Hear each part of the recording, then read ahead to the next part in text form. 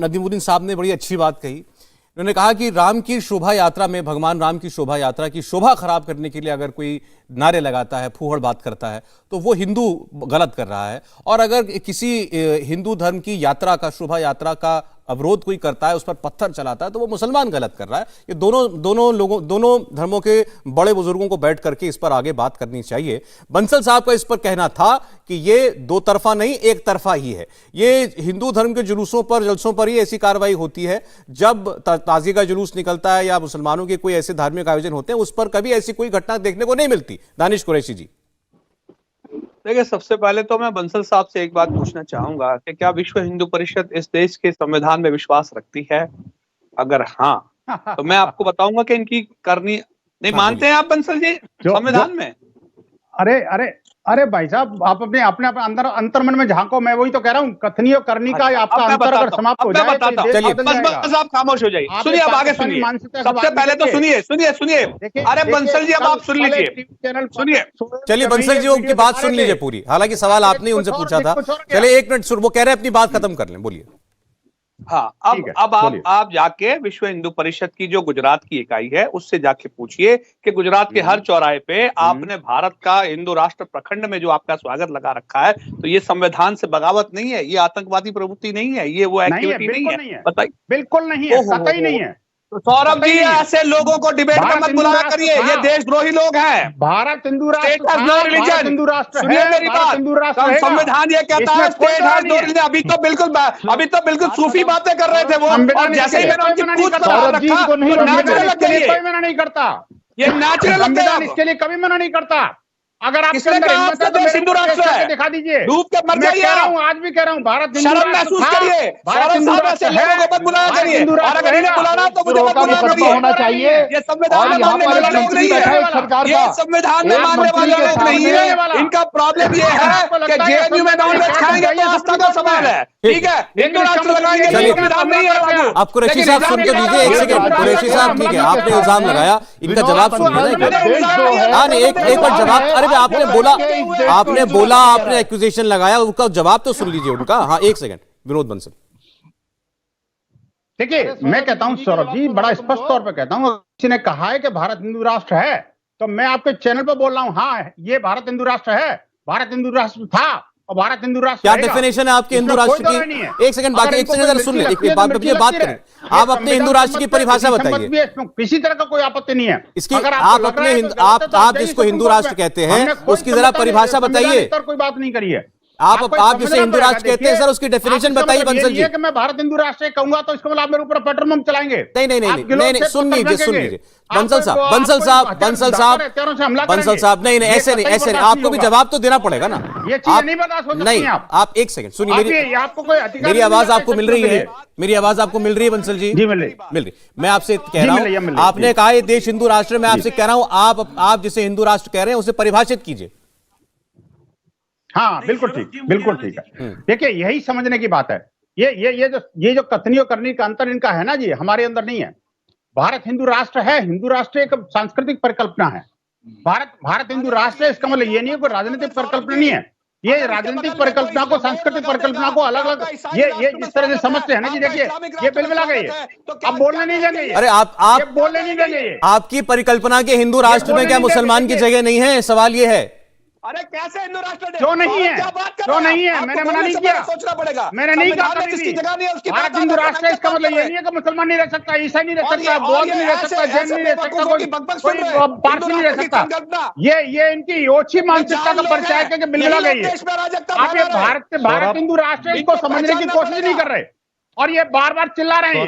देखिए किस तरह की भाषा का प्रयोग कर रहे हैं। एक सेकंड, चलिए ठीक, एक सेकंड। विश्वास साहब का भी नाम लिया गया कि पैनल में मंत्री बैठे हैं, उनके सामने ये बात कही गई। उन्होंने कहा, विनोद बंसल जी ने, कि भारत हिंदू राष्ट्र है, उस पर एतराज हुआ बहुत। जी विश्वास सारंग साहब। सौरभ जी, मैं यहाँ स्पष्ट करना चाहता हूँ कि जिस लाइन पर ये डिबेट रखी गई थी, मुझे लगता है वो डिरेल हो रही है। नदीमुद्दीन साहब ने बात ये बोली कि वो मैं रोजे में बैठा हूं और मैं बहुत सच बात बोलूंगा, तो मैं भी ये बोलता हूं कि हम लोग भी सच बात बोलने के लिए यहाँ पर बैठे हुए हैं। दो बातें मुझे आपत्ति है। नदीमुद्दीन साहब ने बहुत ही अच्छे शब्दों में अपनी बात को रखा, परंतु ये कह देने से काम नहीं चलेगा कि कोई स्लोगन गलत लगा था इसलिए हम पथराव कर दें। देखिए, हमें कहीं ना कहीं डिग्री पर निर्भर हमें देखना पड़ेगा गुनाह की डिग्री क्या है, और उस खरगोन की घटना में कहीं भी कोई स्लोगन गलत नहीं लगा था। मैं ये बताना चाहता हूँ सौरव जी, जो पथराव हुआ है वो कहीं भी कोई स्लोगन से चिढ़कर नहीं हुआ है। दिक्कत यही आ रही है, हम उसको कहीं ना गलत लाइन पर लेके जा रहे हैं। दानिश कुरैशी जी ने ये बात कही, नजीमुद्दीन जी ने उसको आगे बढ़ा दिया और आपने हम सब उस पर मोहर लगा दें, ये नहीं चलेगा। कोई हिंदू की किसी शोभा यात्रा में अनर्गल स्लोगन नहीं लगे हैं। देखिए, ये विचार हमें करना पड़ेगा, ये मानसिकता पर हमें सोचना पड़ेगा। और ये जो 3 हमारे नुमाइंदे बैठे हुए हैं मुस्लिम समाज से, मैं उनसे निवेदन करना चाहता हूं कि हमारी राजनीतिक या सामाजिक प्रतिष्ठा को पाने के लिए हम पूरी कौम को बदनाम करने की कोशिश ना करें। मैं फिर कह रहा हूं, खरगोन के रामनवमी के जुलूस में कोई भड़काऊ स्लोगन नहीं था। ठीक है, उसके बाद वहां पर पथराव हुआ, इस पर विचार नहीं करना पड़ेगा क्या? नहीं, बिल्कुल करना पड़ेगा। ये सवाल हमने पूछे विश्वास जी, लेकिन मैं साथ में ये कह रहा हूँ, हारमोनी पर नुकसान नहीं हो रहा। खरगोन की घटना को आप बेहतर जानते हैं, आप मध्य प्रदेश से, आप उसको बेहतर जानते हैं। आप कह रहे हैं वहां पर कोई उकसावा नहीं था, जुलूस जा रहा था, उस पर पथराव हुआ, ठीक है। लेकिन जैसे कि इन तीनों नुमाइंदों ने एक बात किया, हमने लाइन ही गलत पकड़ ली कि वो हिंदुओं की गलती थी इसलिए मुसलमानों का रिएक्शन हो गया। नहीं, बिल्कुल नहीं है, ये कोई सवाल ही नहीं है। मैंने ये बात तो पहले हुई है। अगर जुलूस निकल रहा है, उसमें से अगर किसी एक शख्स ने बदतमीजी कर दी, इसका मतलब ये नहीं कि सामने से आप पत्थर चलाना शुरू कर देंगे। ये बिल्कुल, इसमें कहीं कोई कंफ्यूजन नहीं है किसी की समझ में। नजीमुद्दीन जी ये कह रहे हैं कि मैं रोजे में बैठा हूं, गलत नहीं बोलूंगा, तो हम क्या गलत? हम रोजे में नहीं है तो क्या? नहीं, इन्होंने दोनों पक्षों को गलत बोला। मैं उनकी बात से इसलिए सहमत था। उनका मुझे नहीं लगता इनका कहने का मतलब ये था कि अगर कोई नारा लगाएगा तो हम पत्थर मारेंगे, लेकिन इन्होंने ये कहा कि दोनों तरफ से कोई ऐसी कार्रवाई ना हो जो धर्म के नाम पर की जा रही है और बिल्कुल और बिल्कुल धर्म के खिलाफ हो। ये बात मुझे लगता है उन्होंने कही थी। लेकिन जी, ठीक, आपका कहना यह है कि अगर बिना किसी उकसावे के पत्थर चल रहा है तो इसका मतलब तो यह हुआ कि मुस्लिम आबादी वाले मोहल्ले के अंदर से कोई और धार्मिक जुलूस निकल नहीं सकता। मसूद हाशमी जी, नहीं, देखिए सौरभ जी, सबसे पहले तो मेरे को जरा अपनी बात पूरी कर दे। जी सारंग साहब, क्या हुआ? हाँ, मेरा ये कहना है, देखिए, हम कहीं भी अनर्गल बात को संरक्षण ना दें।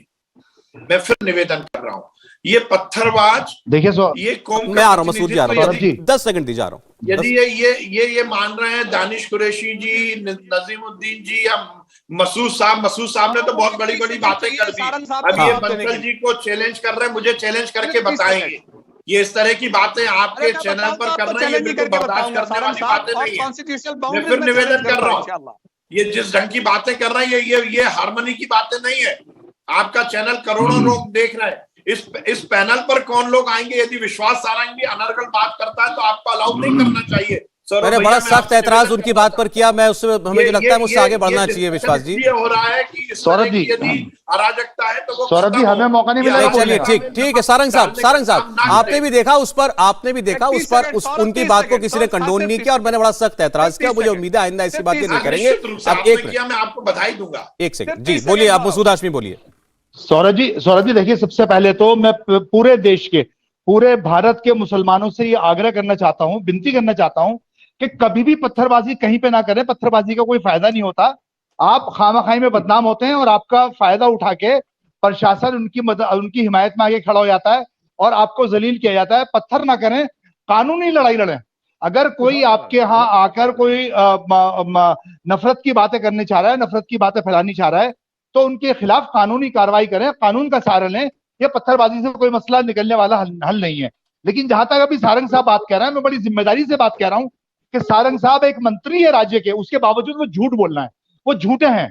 क्योंकि सोशल मीडिया पे भरी पड़ी हैं ऐसी हजारों तस्वीरें वायरल हो रही हैं कि कोई भी जोगिया कलर का झंडा लेके या एप्रन पहन के या मास्क लगा के, और वो मुसलमानों को धमकियां दे रहा है, मुसलमानों के खिलाफ नारेबाजियां कर रहा है, मस्जिदों के बाहर गुणगान कर रहा है। इंडिया टीवी हर वक्त हर जगह डाउनलोड करने के लिए सर्च करें India TV news Google play store या ऐप स्टोर पर।